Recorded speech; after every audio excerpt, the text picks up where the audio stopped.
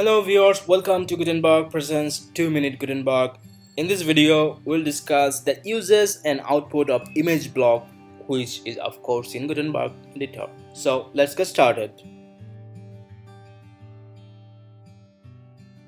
If you want to add an image to your post, just click the plus button and go to Common Blocks, click the image, and you can drag and drop your image here, upload it or select image from the media library.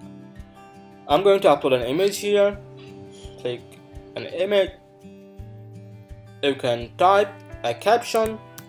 This is a telephone booth. I know this is a caption which I wanted. Alright, you can make the title bold, italic or hyperlinked, anything you want. I want it to be hyperlinked to http google.com or anything you want. Alright, you can strike through this, or you can align the image to the center, left, right or anything, or in line. From the right side of your block, you can see whenever your block is selected, you can add the alternate text like this is an alternative text. It's used for, I think, for the SEO, I'm not sure.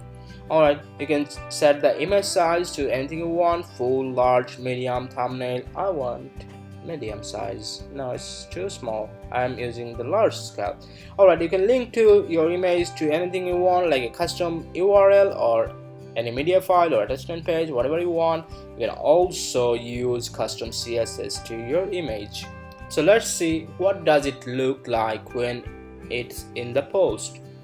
Update the post and see the post is working, and you can see the hyperlink is also working. If you have any question, drop a comment in the comment box below. We'll be happy to answer your query about Gutenberg, WordPress or any kind of blog you want. Till then, goodbye.